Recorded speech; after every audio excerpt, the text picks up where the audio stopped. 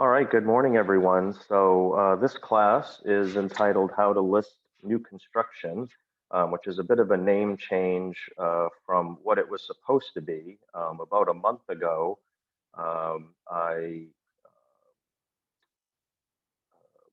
was asked to put together a class on how to list and sell new construction. And as part of that, we threw in the financing piece. And then I got to actually putting the class together, and I was never going to do the financing piece anyway myself. We were going to have the guest speakers we had from RMS Mortgage, but once they sent their materials, I realized, wow, this is a ton of good information. This is a class all unto itself. So hopefully you caught that class. If you didn't, it was recorded. It's up on the Agent Only Facebook page. At least I think it's there. For sure, it's on the. I meant to say it's on the YouTube channel that I created, and the link I emailed out to that. So definitely check that out when you can. So then I got to. I'd already started putting together the how to list new construction class, and realized very quickly, okay, this is going to take almost an hour. So the selling portion, which obviously if you're a buyer's agent, there's a ton of stuff that you need to know to represent your buyer properly on new construction. So that's going to be a class that we'll be doing, and that'll be on May 27th at 10 a.m. Don't worry, you don't have to write that down. I'll email it out and create the event on the Facebook page and send that out to everyone. So again, we've had a few late joiners. Everyone is muted at the moment, but feel free to unmute yourself at any time.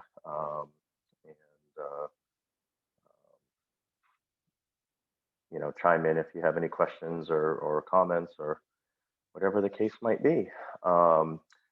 So anyway, to list new construction, you generally need to find a piece of land, of course, to build on first.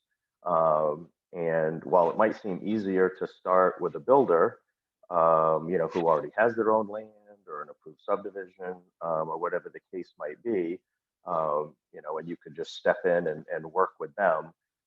That's probably not very likely to happen, especially if you're a new agent, unless you have a really close personal contact or a family member. New construction, working with builders, listing new construction, that's just as competitive as any other type of listings. So, probably going to be hard to step in and just assume that role for a builder. So probably a lot easier to start with a piece of land that's out there. And kind of work it backwards, and then find a builder that's willing to work with you. Most builders work with multiple agents, so hopefully you can find someone. Of course, most builders are super busy right now, so I'm not claiming that'll be super easy. But again, especially if you're a newer agent, maybe you can find a builder who's a newer builder, and they're just kind of growing their business.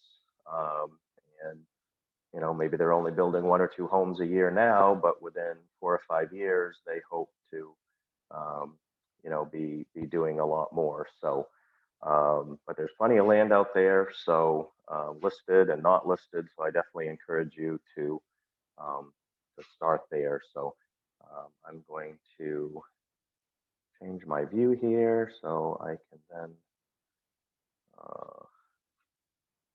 share my screen with you all.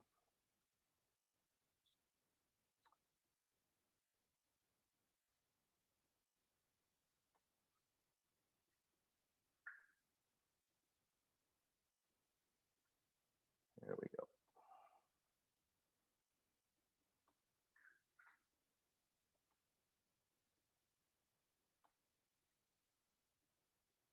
Come on. All right. Minimize this.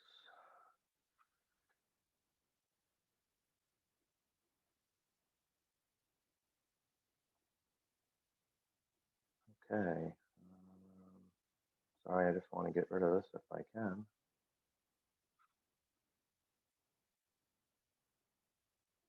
Okay, So anyway, we're going to start with the land in mind.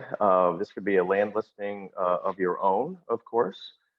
It could be the land listing of another agent in the company, and you might ask yourself, well, gee, how does that work? Well, um, in my opinion, every land listing should have a new construction listing attached to it. And the reason for that is obviously everybody involved is going to get paid more, rather than selling a 50, $60,000 piece of land. If you can sell a $300,000 house, there's more money, to be made by everyone. And I bet right now, I could be wrong, I didn't check, but there's probably some land listings out there in the company right now that don't have build packages attached to them, and maybe the listing agent's just too busy to put that together. Maybe they don't know a builder.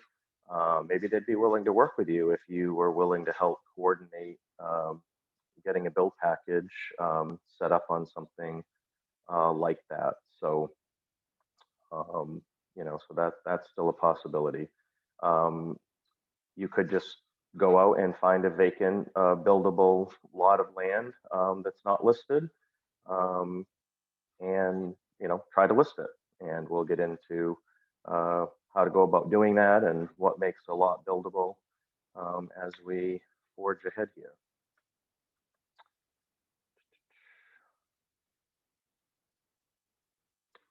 All right, trying to get my screen to advance here.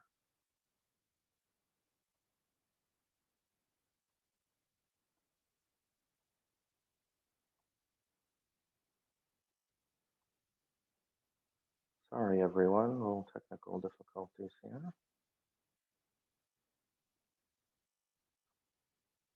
Okay, we're back. Okay, so how to find land if it's not already listed? One idea is you could just basically drive around your market area, and we all see those open fields, and think that'd be a good place for a house. You know, those open fields might be a little tougher to list than some wooded areas. Who knows? Someone might be keeping that vacant for a reason, but whether it's some high and dry wooded area or open area, whatever the case may be, um, you know, we're all out driving around in our cars all the time. So chances are there's some vacant land near you, and I will show you. You could certainly do this without a tax map on your lap, but probably a little easier if you do this in a strategic way and cover a different street, um, you know, different days on your way to work, on your way home, whatever.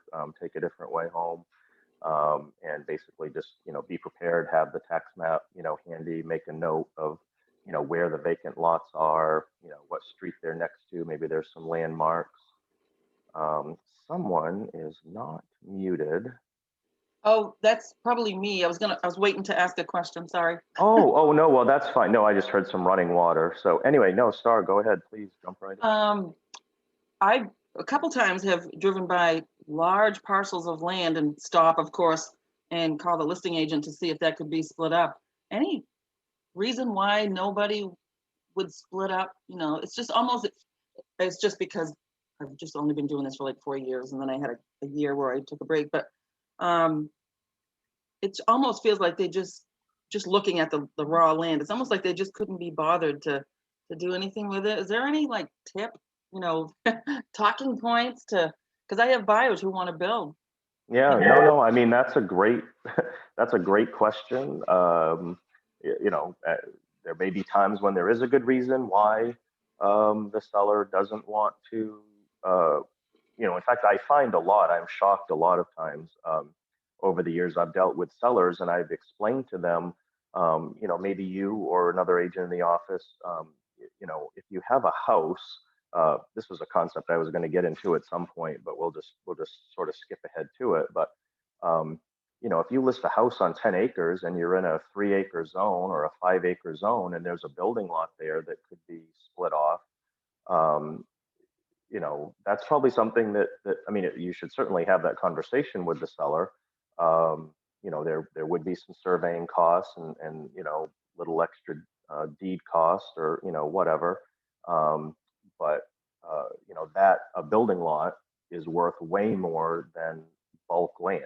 That's just extra land attached to a house or um, you know, uh, recently an agent and I were talking with a seller who had I think they had a 12-acre parcel attached to a house and they wanted to get, X amount of dollars. Well, we couldn't, the property wasn't worth that. The bulk land didn't make it worth that. But if we cut off a building lot or two, um, then we could probably get that value up. So, but anyway, I have run into a lot of sellers who just did not want to get involved with that process. They didn't want to have to pay for a survey. Most folks are not as sophisticated at real estate as those of us in the business, and so to them it sounds really super complicated, and they just don't want to do it. And I've had sellers, I mean, they left a lot of money on the table because they just could not be bothered with it. So, could be the seller, could be the agent. But I'd encourage you to keep making those calls and making those inquiries because eventually, kind of like a slot machine, you might hit pay dirt at some point and come across an agent who just hadn't realized that, oh, um, we could sell off a lot here and still have our larger parcel to sell. Or obviously going through subdivision is a long, costly, process that not everyone wants to do. But no, you're right. I almost feel like they're trying to attract builders of subdivisions or associations. Wood Road is one of them in Gorham on the Wood Road. There's like 60 acres there, just kind of, it's been sitting there for a little bit. So that sign has, so I don't. Yeah, you're right. Sometimes they just price it. Yeah. They that's the other funny thing that I think sellers of land sometimes do is they want to get the finished subdivision price for their large parcel of land, not realizing all the costs that are involved with that, plus just the holding time. I mean, it could take easily a year or more in some of these towns to get a subdivision approved, and then you still have to take the time to sell out the subdivision, build the roads, bring in power, drainage, build the roads. Maybe I said that. But so that's probably another whole class. But if you're listing a large parcel, if that seller isn't willing to go through the process, well, they can't get the end price. I mean, yes, okay, if you can figure out, yeah, we can get 10 lots at 50,000 a piece, that's $500,000. But now you need to back out all of the development costs and infrastructure costs and time on market costs and oh yeah, guess what? An investor is going to want a profit margin too, so we got to back that out. So that parcel might only be worth 200,000, um, if it's sold, unimproved or unapproved, um, as a subdivision. So anyway, I'm just checking on participants here. Okay, nobody else. Let's trying to get in. Thanks for that. It's helpful it's kind of like a big gray zone for me. Thanks. Yeah, yeah. Any other questions so far? Anyone else? Okay, so another way that's a little will burn up a little less gas, I suppose, is you could use the tax roll, and I'll show you an example of that, of how you can use the tax roll to find unimproved land. And then, whichever step you use, once you've identified a piece that you want to pursue, you can either visit the address of record if the seller doesn't live right next door, or you can send them a personal note, where you can locate them on Facebook and try to message them that way. Um, so just looking at some questions here that I saw pop up. Question about the last class: is there a list of contractors that RMS has approved available? I don't know, but I will make a note to check on that. And how do we know how to estimate those development costs? Okay. Well, I mean, I guess to answer to Kim's question, how do you know how to estimate the development cost to value a large parcel appropriately? I mean, basically, you don't, I guess, if you've never done it. So, you can offer to work with an experienced agent that has done it, and they can probably help you do that. or the first time you do it, or every time you do it, you might need to actually go out and talk to an excavator, talk to a surveyor, and help your seller estimate some of those costs, so that once you price it, or to help you price it, that the first question a buyer's going to ask is, well, what's it going to cost to do these things? You've got some estimates ready for the roads and everything that has to be done. So yeah, as Brian chimed in, and definitely complicated. If you've never done it, like I said, you might want to work with someone who has, especially your first time, because it's just like doing a CMA on any property. It's more of an art than a science. A lot of times you're getting builders or contractors buying these large parcels of land, so they're not having to pay retail to do the site work. So maybe it's worth a little more to someone like that in a competitive environment. But all right, I'm going to move along to the next slide. So this isn't the best map that I could have picked. It just was the one I had most readily available for for a parcel of land that I just sold. But anyway, you could go on most town websites, and their maps are available. And you can print different sections off. This is probably a little more of a close-up than you might want to be working with. But if you were driving, oh shucks, I even cut it off. I can't remember what off the top of my head what road. This is in Livingston. This main drag here, but hopefully you've got, like I said, if you drove by and lot 40 you noticed was not built on, well, okay, so that abuts this Crazy Water Creek Lane. So at least we got a landmark, or if it was this 6-acre lot across the street, hopefully you've got some sort of landmark, a river, something that you can work with. But like I said, that's one way if you're driving around. And then if you're looking at the tax rolls, which again in most towns you can print off their website,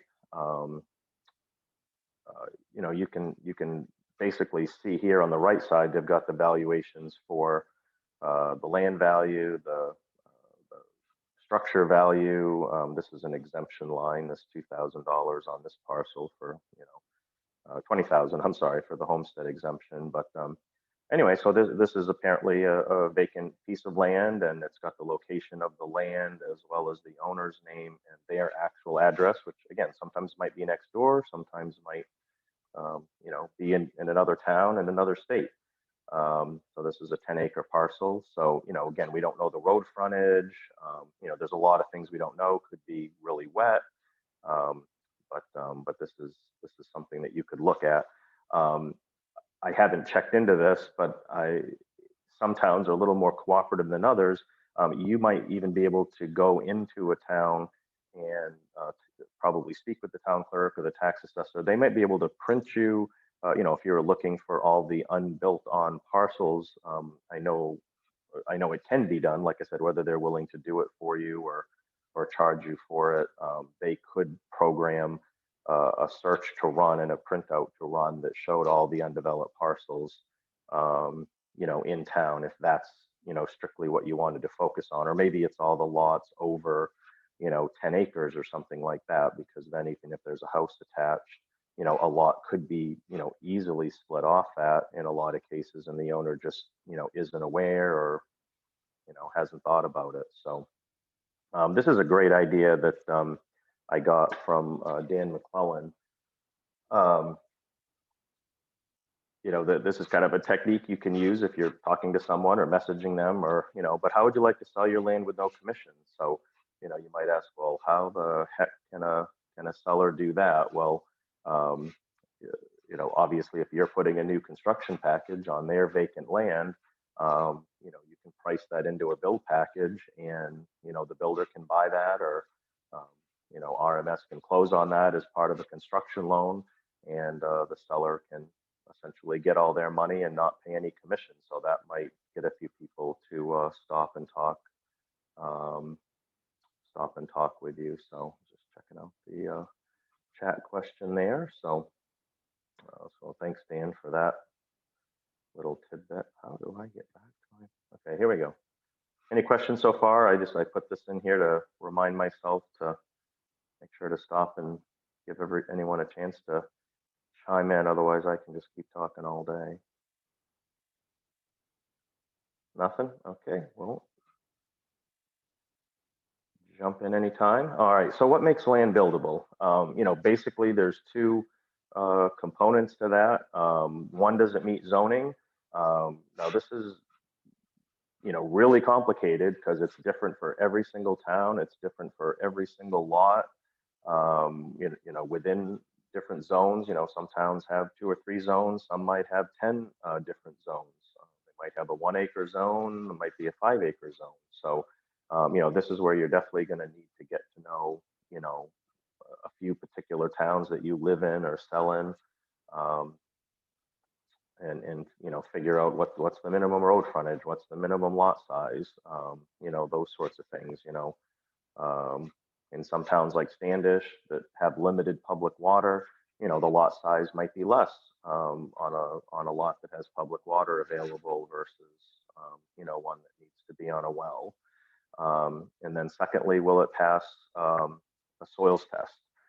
If you can, meet those two criteria, then, you probably have a buildable lot, although certainly any buyer is going to want to make their offer to purchase, contingent upon, being able to get a building permit or whatever the case might be. So regarding the zoning,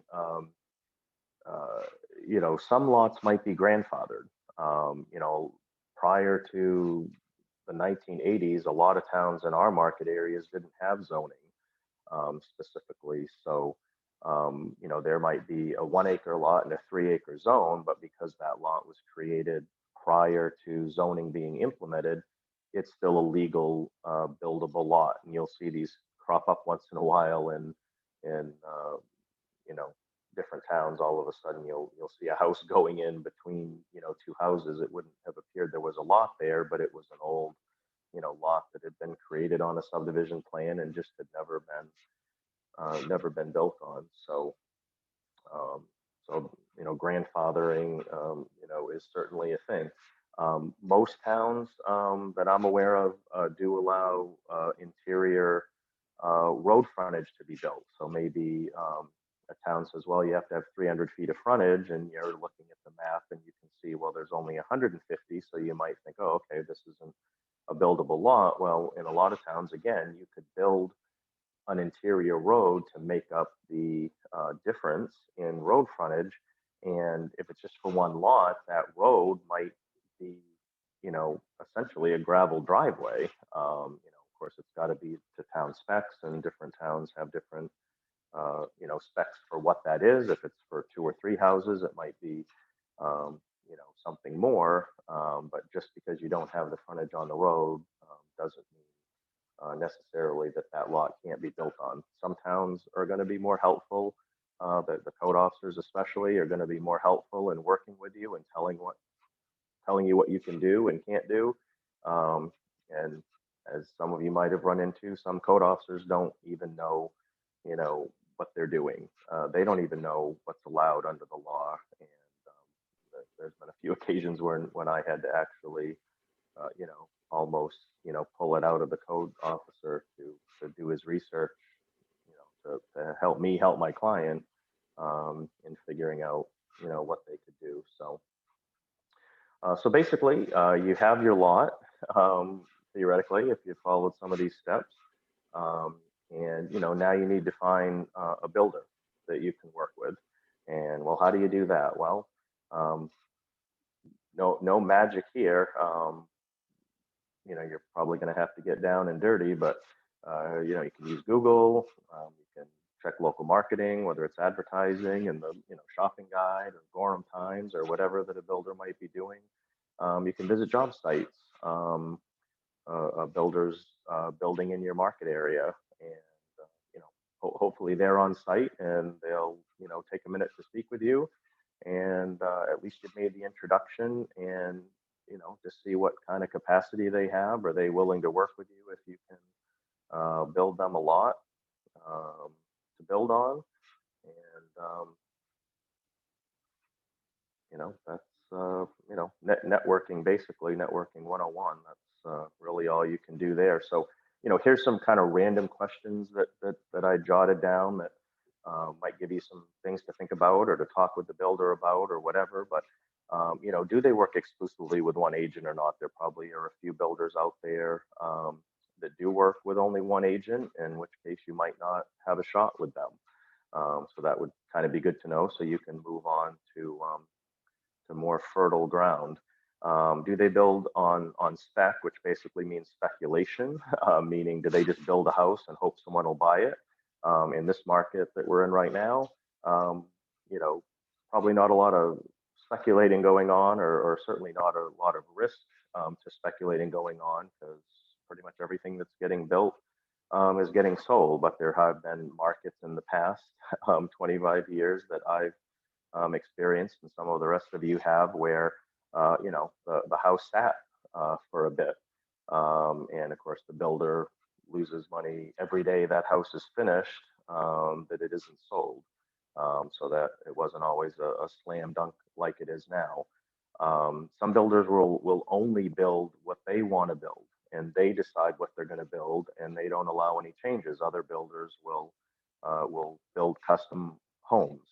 Um, those tend to sell for more money, but they also tend to be, a lot more work, just dealing with the clients and dealing with all their changes and that sort of thing.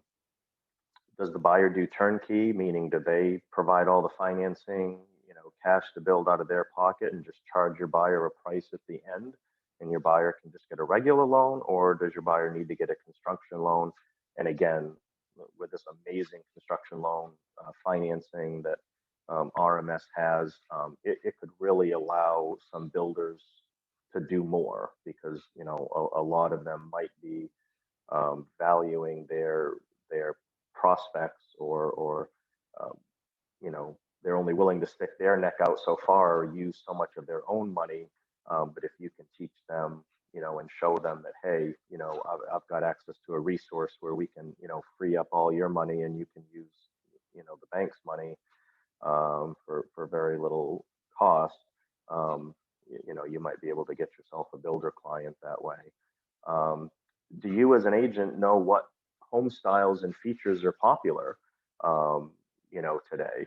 Um, you know, Sort of a random example, but I happen to think ranch homes, larger ranch style homes are extremely popular. Of course, they tend to be, more expensive, because it's always cheaper to build up than out.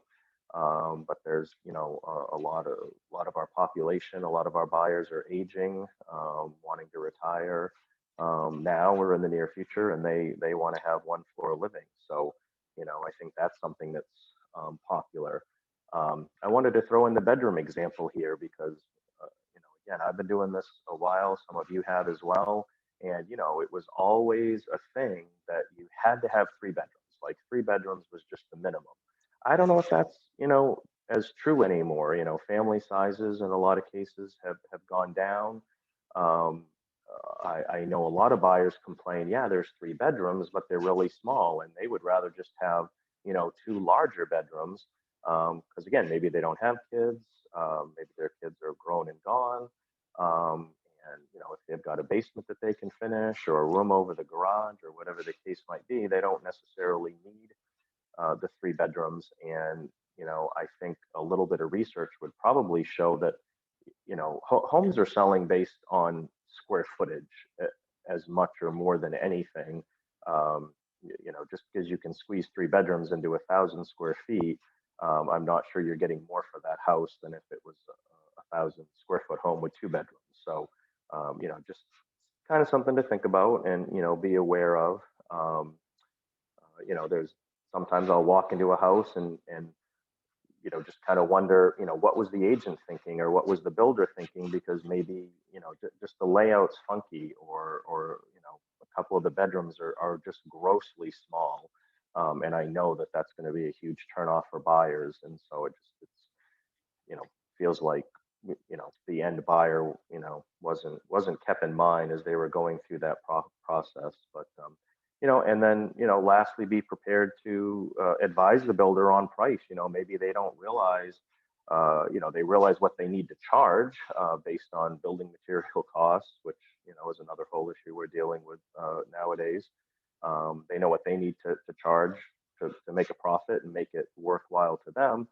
But, new construction is always going to sell for more than existing homes, and they may not realize, like, wow, if you build this home here, you can probably ask this much for it, and that might get a builder to put their neck out on a project that they weren't previously thinking of doing. Let me take a look at the chat here.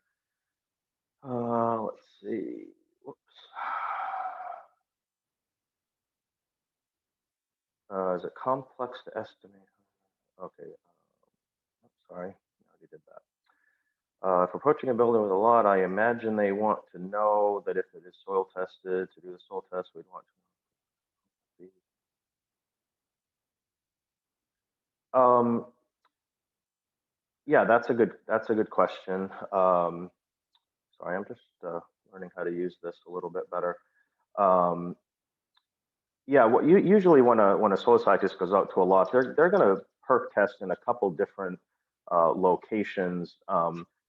It's not really. I don't think it's imperative that you know exactly where the home is going to go. I mean, obviously, you don't want it to go right on the road. I think that's part of our job as realtors.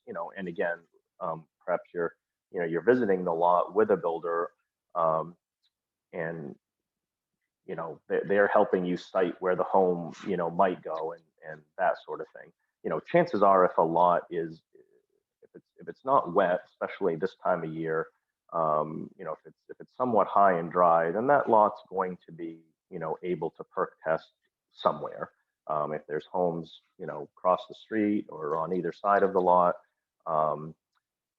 And again, I don't think you have to know exactly what type of home you're going to build. You would need to know, how many bedrooms. A soils test itself costs less than a full septic design. So again, you're not necessarily going to full septic design yet. You just basically want to make sure, okay, there's a couple places on this lot where a septic system could go. So yeah, I don't think you have to overthink that too much. Does RMS have a brochure or data sheet to share with a builder to introduce them to it? I will ask about that as well if they have. I do think that they have some materials that we can get our hands on. So I'll reach out to Kevin on that one. So without any further ado, we have a builder on this class who's also one of our agents. If I can get my screen to advance. Okay, here we go. So at this point, I want to open the floor to Brian Plowman of Plowman Builders. He does a lot of work, obviously, with our company and others. And so he's basically here to, sort of answer any questions and, talk about what he's looking for if you approach him about, working with you and one of your clients, or building on a lot that maybe you've brought to him, what he wants to see or what he needs to know. So Brian, take it away. Thanks, Bill.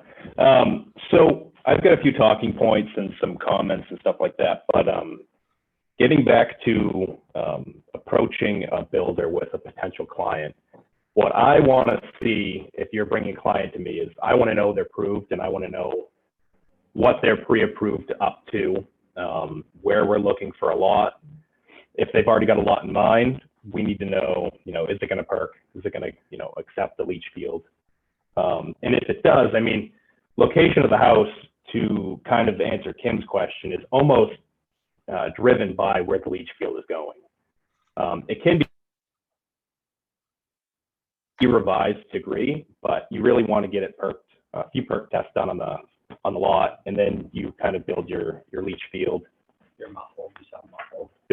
Can you guys hear me? Yes, you broke up for just a couple seconds, but you can hear me all right? Yes, sir. Okay, gosh, I sounded muffled. Where was I? Yeah, so we're going to want soil tests. We're going to want to know if with this potential lot, do you have sight lines? Can you get a driveway into it? If it's a DOT road, then you got to make sure that you get a curb cut with DOT. And with towns, typical site lengths, if you've got a 35-mile-per-hour road, you need 355 feet typically from left to right. And then a lot of times we're most likely going to need a survey on the lot, especially if it's wooded and there's no pit. We need to know we're not building in setbacks. And other towns are kind of requiring that footers get pinned, but like Dayton, they require footers get pinned before you can pour your walls. And I found that more code officers are requiring, locating footer or your foundation before you, build the house to make sure it's not in the setbacks. So they're kind of cracking down on that. One thing that I would advise new clients on would be the current economic climate and how the cost of materials is really driving our construction costs as well. A year ago, people would ask me roughly, what does it cost to build a house? I would say, $150 a square foot. Now it's up to, $190 a square foot. It kind of sticker shocks some people. So making sure you advise them properly of kind of what's going on. One thing that kind of softens that blow is, we've got historically low interest rates, and you can get more of a house, even though the cost of construction is going up, for kind of, a fairly decent price or mortgage per month.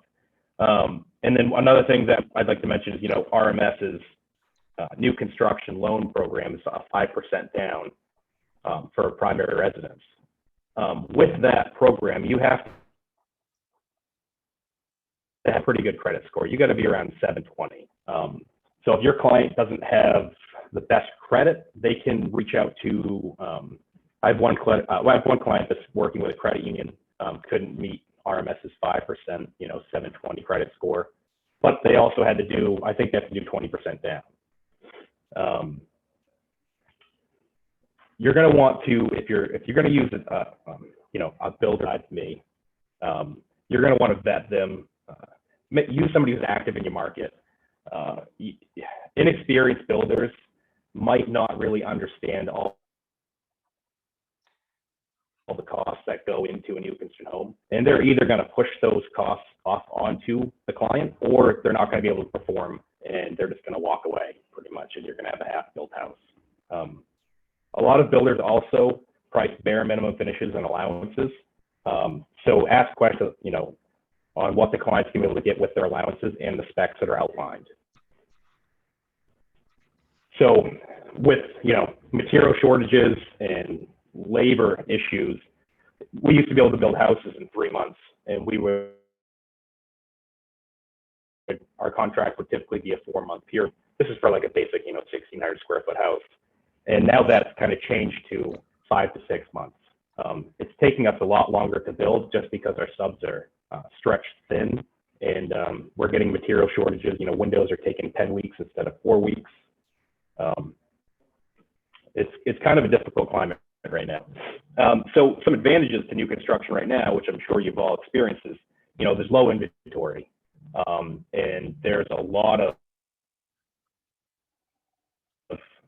the existing home inventory is the cost of the home is super inflated for existing homes.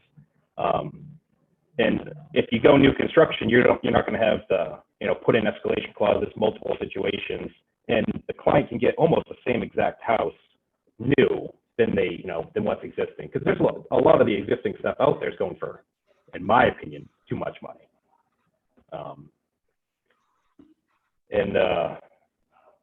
I guess that's kind of all I really had. I welcome any questions that anybody has. Brian, I had a couple while other folks think of some, but so if an agent comes to you and they have a client that's interested in building, or they have a lot that they're interested in working with you and putting a build package on, or are you willing to just go out and look at that lot? Is that kind of your first step, or not? So if if they've got a solid client with a pre-approval, I'll absolutely, that's kind of what I do. I'll go take a lot. I'll make sure it's not wet. I've been on enough soil tests, and I know what wetlands look like. I know, for the most part, if it looks like it's going to be able to perk. So if it's a solid buyer and it's not really going to be a waste of my time, because as you all know, time is super valuable, especially right now with how busy we all are, then I would absolutely take a look at it. Okay.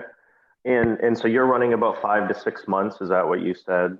If someone came to you today,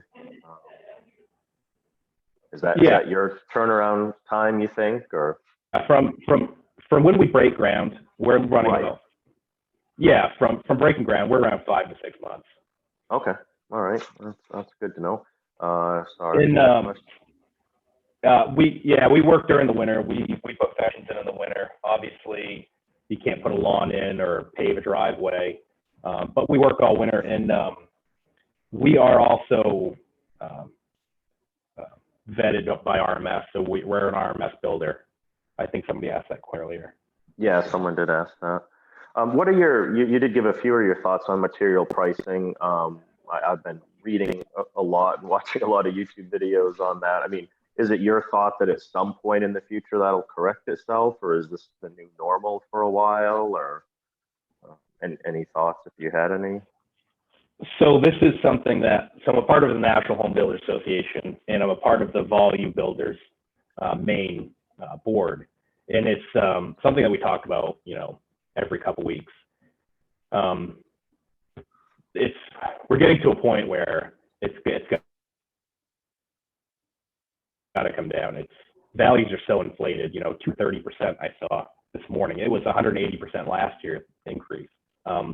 It's got to correct at some point. We can't keep building like this because people won't be able to afford it. I guess the only saving grace for us is there's a lot of out-of-staters coming, and they can afford it because they have a lot of equity in their houses, and they're putting down large down payments. Well, I just did the math. As soon as you mentioned it, it triggered a thought in my mind, and I'm not going to get into any specifics, but I know of a particular house that recently went under contract, and it was $266 per square foot for an existing home. Granted, it was a fairly new home, and whatever, but I mean, this is one home that I could think of. I bet if I looked through, the past 30 days of recent solds on the MLS, to your point, I think I'd find the same thing, that existing stuff is selling for just so much, that, even if you are at $190, $200, even $250 a square foot for new construction, that's not more than a lot of existing homes are selling for right now, and that's because of the competition. And like you said, if someone's coming to you to do new construction, they're not competing with anybody. So I think that's a huge right. And I would also mention, the 190 square foot doesn't obviously include land acquisition. So you would have to figure, say, land's going for stupid amounts of money right now as well. But that's true. I still do think that if you were going to buy a 2,300 square foot existing house right now in Gorham or build one, you'd probably be you'd be really close to the same price point. You might be a little bit more with the new construction, but you don't have the maintenance. You don't have all the deferred maintenance that people just didn't do. You probably don't even have the same upgrades. You might have a couple upgraded things in the house, but the rest of it's going to be used and abused and a little bit. Brian, there's a few questions that popped up after the can you work all winter question. I don't know if you want to take a look at those. So we, hang on a sec.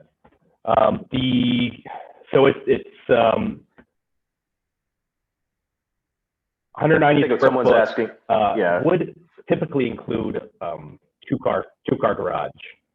Yeah, that would be pretty close with the 2-car garage. If it's obviously a huge garage, then no. But yeah, that's kind of, and the 190s are rough. It's middle of the line finishes, nicer kitchen, granite.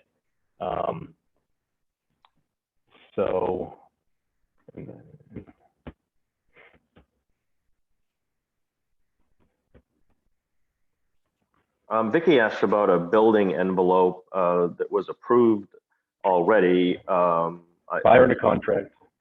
Yeah. Um, I'm guessing that was something that was determined by the town or a soil science engineer, or I guess they would Yeah, determine who determined that. But I'm guessing wouldn't they usually mark the entire area on a plot plan or a survey, like to say you can build anywhere within this area and taking all the setbacks into account and where it's successfully perk tested, or I guess without seeing it, it's hard to say, but. right. And it could be determined by wetlands. Maybe the area is surrounded by wetlands, and that's the only upland area that can be utilized. Yeah, Vicky, that's something if you want to send that to me, outside of class, I can take a look at it for you and we can talk about that. So I think sorry, Bill. oh, that's okay. Down payment deposit, non-refundable. Yeah, we require usually 5%, and that goes towards your construction loan. So that would count as injected capital into your construction financing. At least that's the way I believe it. That's what I was told by a couple of mortgage brokers. So, but yeah, that is standard practice. Gotcha. Well, thank you, Brian. Obviously, anyone can text or reach out to Brian anytime if you are looking looking to work with him or have some questions. I'm sure he'd be happy to help. And again, thanks, Brian, for one more chat question popped up. I'm not sure. Oh, that was a thank you. Okay. Can I squeeze one in? Yeah, please. Do you prefer, Brian, or do most builders prefer a new construction loan, or does that take longer than just a regular conventional loan build?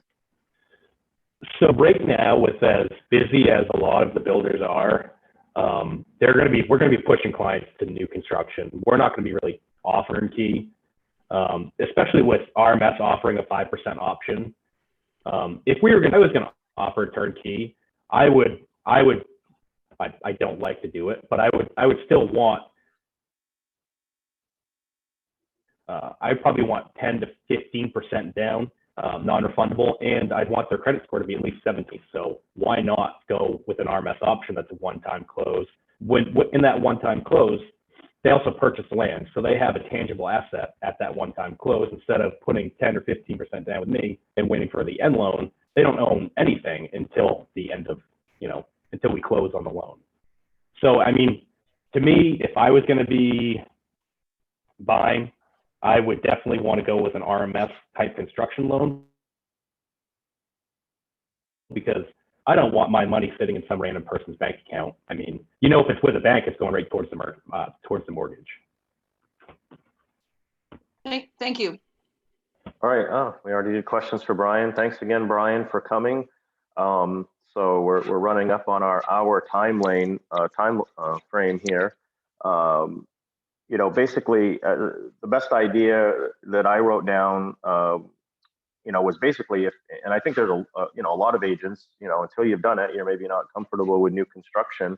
If you're a newer agent, again, maybe you offer to shadow one of the agents in the company that is experienced, and maybe they're open to someone shadowing them. Maybe they're not so much, but maybe there's something you can do for them, to make it worth their while. Again, I think someone just said, I think Brian just said, time is money. So maybe there's some way that you can help that more experienced agent, with some other aspect of their business that makes it worth their while to have you, tag along with them or sit in on, a new construction, meeting that they have, with one of their clients or something like that, so that you can learn the process before you actually, need to know it. I think that's, sometimes as agents where we fall down a little bit, we get busy and, we don't, maybe we're interested in doing commercial, but we don't learn about it until we actually have a client, or we're interested in doing new construction, but we don't, take the time to improve our skills. And then next thing we know, we've actually got a client, and maybe we don't 100% know what we're doing. So, definitely you want to be honing those skills and reading up on that, doing your research, and again, doing some on-the-job training, doing some job shadowing, that kind of thing. So that you've got those skills, before you need them.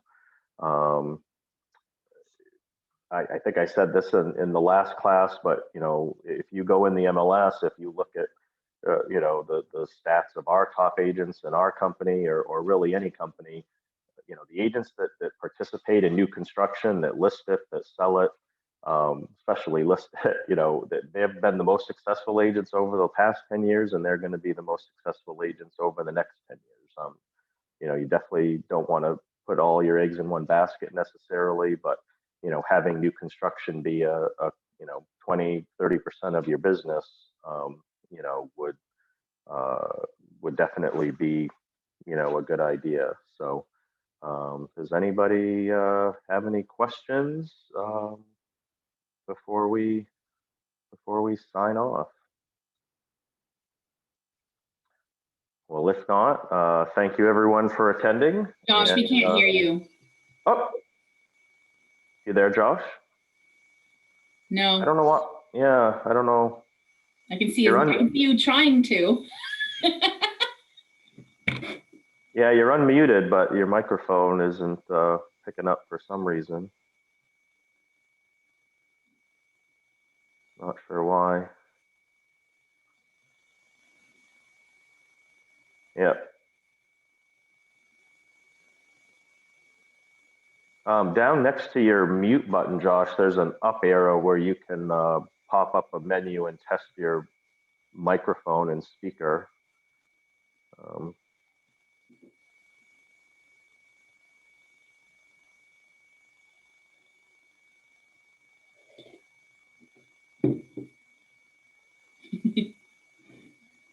Or jump to Brian's computer. Exactly. That's what I was going to say. Do it.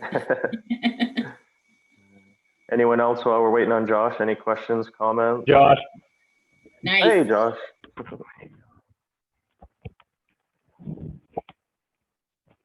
Can you guys hear me now? Now we can hear you. All right. I just wanted to say hi, Carol Fox. I don't know. Carol might have left us. So Brian has a desk in the Gorham office. So if you ever have any questions, usually here in the morning, so you can pop in and pick his brain. He's usually willing to share information. Yeah. Also, I was going to add a comment too. If you do a build package on a piece of land and you put it out there to market it, keep in mind that the cost of materials is really unknown right now. So whatever price you put on there, put in the internal remarks, price subject to change due to cost of materials. And that's also going to say, with the RMS construction loan, so if you have a buyer who can't find a house right now where they keep losing bids, look for a piece of land. And if you do an RMS construction loan on a random piece of land, your buyer will own that land and have the money in place for Brian to build for them. But a perk to the construction loan is when they close on the land, Brian works it out so the agents get paid at the closing of the land, not the end of the loan. So you still get paid in 45 days. That's good to know. Hey, Josh, do you know if do you have any RMS material? I thought I had seen some in the Standish office, maybe. Is there some promotional material about the new construction loan, or not that you've seen? I can reach out to Kevin about that. I just didn't know if you knew. Oh yeah, they have it. It's in the office. Yeah, Kevin's actually sent us a ton of stuff, so I'll forward that to you, Bill. Okay, yeah, no, I think someone was looking for like actual like physical brochures, flyers, stuff like that. I didn't know if you had any of that in the office or. I have one more question. Yes. Price is subject to change. You remind me, Josh, that I always wonder when I see that, what happens to your buyer, your client on the buyer side they're at the top of their pre-approval budget, but the price is subject to change. What does that mean for me or for my buyer? So I think my Josh was advice would saying, be, oh, well, so my advice for that would be if the buyer's at the top of his budget, go for a lesser build. Just because if they're at the top of their budget already and construction materials go up 20%, all builders are putting in their contract right now, if material up, they're going to pass that on to the buyer. 25. Also, if materials go down, they'll pass that savings on to the buyer as well. But realistically, they're probably not going to go down. So I would go after a build that's at the very top of their price range. And RMS actually has it built into the construction loan where they approve you for X amount, but they build it in so if materials do go up X amount. There's a contingency there. State, I think it's like 25%, right, Brian? So if materials go up by 25%, that's already built into the loan as a contingency, so the financing's already in place there for that extra 20, 25%, whatever it is. So we're not going to get into a situation where, we thought we were building a new home and now we don't have the funds. RMS has done a really good job trying to minimize that from happening. Okay, thanks. But to Josh's point, and definitely not to discourage new construction, but you might have some buyers where they just want to secure their lot right now and maybe wait for some of this uncertainty in the market to calm down a little bit with pricing and that sort of thing. But once they buy that lot, they own that forever, and they have locked in. I mean, land prices, they are definitely high. Those probably aren't as likely to come down. So, if they can secure their lot, at least know where they're going to build, there might be some benefit to doing that, and then, wait and see what the Some future brings. advice I always give buyers. Some other advice I also give to buyers when you're meeting with them and they're getting ready to sign the builder contract. I don't care what date, and I work mostly with Brian. And I tell them, I don't care what date Brian's telling you the house is going to be done. Add 45 days to it, because that's how long it's going to take. And I also say, the builder's not your enemy. This is a project that we're working on together. At the end of it, sure, the builder gets paid, but you also get a house. So we're not fighting each other. We're not against each other. We're all working together. Builders got a lot of stress. They're putting a lot out there building for you. You have a lot of stress because you want to move in. You're excited for it. You're ready to go. Everyone's a little bit stressed, but if we realize we're working on this together, it's going to be easier for everybody involved. Yeah, that's a good point. We'll definitely cover a lot of that type of stuff, like, how do you handle the buyer? You as an agent, if you're working with a buyer, what do you need to do to look out for them? That sort of thing. So I've got a whole class that I'm putting together on that for next month. In the meantime, before we cut this off, are there any classes, concerns, any ideas for classes that people would like to see in the future that I can add to the list? Carrie and I were thinking negotiating inspection items. Okay, that's a great idea. Yep. Yeah, my least favorite thing, but I could easily put together a class on that. Negotiating ICAs. Okay, that's a great one. Bill, all right, everyone. How about something like VA loans? If we haven't done a VA loan before, and you don't want to bring a client to a home that's never going to pass a VA inspection, so how do you kind of pre-vet some of that? And what are some things to? What are some little tricks? I'll just ask Kevin to put together a whole class on all the different loan types. So kill a bunch of birds with one stone. Well, I think we did that. Well, yeah, but more specifically, like I have a VA loan buyer right now, and I'm looking at these homes, and I'm like, ooh, I don't really want to bring them somewhere and have them spend $500 on an inspection, and then find out it's just never going to fly, and maybe they won't. So things like, how do you sort of weed through and filter through some of those things before you even bring them to a home? Yeah, obviously we have to cut this short. Yeah. Anyone who needs to leave can leave. Kim, Kim, to that point though, and while there's still a few people on, granted, this is just, Bill's philosophy, which, you can, take or not take, but again, I would not, as an agent, I would not encourage agents to get in the habit of, I can't tell you how many times over my career I've had agents say, well, this house won't pass because of this, or, this doesn't have a handrail, or, this sort of thing. Ultimately it's the appraiser, sort of, that's the eyes and ears of the bank. I think we want to be careful. I mean, absolutely, you don't want to be taking buyers to homes that are caving in or falling down, or there's no it needs paint. The buyer's FHA, and it needs exterior paint. The seller's destitute. They're not willing to do anything. This up front. The buyer is at the max of their limit. They can't do anything.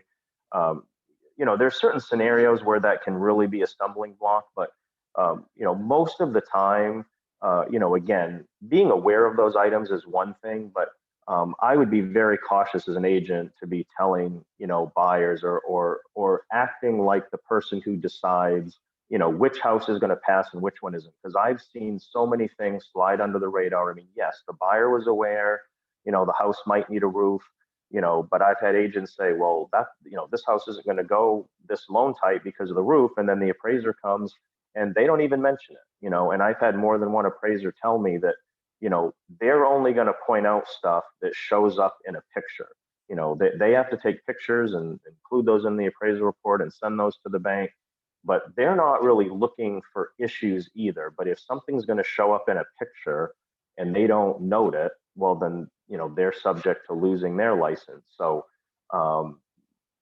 but, there's so many issues that, if the buyer has the means or the ability to correct something, you may be able to make that work. So again, I would just be cautious being the agent who, because the lender says, here's the things. Personally, I'm not aware of that many things that would disqualify a home from going VA or going FHA. Like I said, yet we know about the handrails. That's a pretty easy fix that most of us can do. So we know about the paint. If someone's willing to paint prior to closing, that can be fixed. Like I said, a lot of these issues can be fixed. And so as long as you go eyes wide open and know what they are, and there's some ability to overcome those issues, I would just be careful. I would just be cautious about being the gatekeeper and saying, something's not going to pass because we just don't really know that.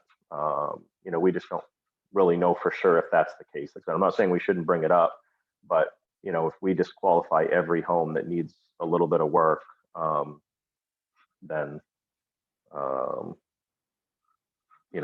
then that's going to be a problem. Star, I see your idea about it. Does that answer your question at all, Kim? Or because, like I said, I think you might be looking for. It's not the first time I've heard that question, but I'm just thinking you might be looking for some definitives, and I'm not really sure that. I'm not sure how many of those exist or how many of those we should be using, unless you know of something that I don't. No, I don't. I'm asking because Okay. it's my first time going through a VA loan, and so I don't want to stop them from going to see a home that might. But oftentimes, there's a whole lot of scenarios, and then we could be in talking about it for probably the next 25 minutes. I would definitely encourage you to talk to your buyer's lender, because they're going to know what things are cropping up for them that have been problematic. Like I said, what might be problematic for one bank or mortgage company, their underwriting department might be a little more picky. I guess that would be the main place I would send you, would be directly to the buyer's lender and say, hey, Mr. Smith is qualified for a VA loan. What should I absolutely not be showing him? Whether it's homes on slabs, whether it's, seasonal property, like I said, I'm not sure, there's not too many things that that you won't know walking into it, that, hey, this is going to be a real problem. It's not going to pass condition wise, but yeah, I would talk to your lender. You're not going to run into a ton of VA loans, but again, I haven't I haven't ever seen too many issues that have prevented something from going through. Was that anybody else had any experience with that? Had a major issue with VA loans?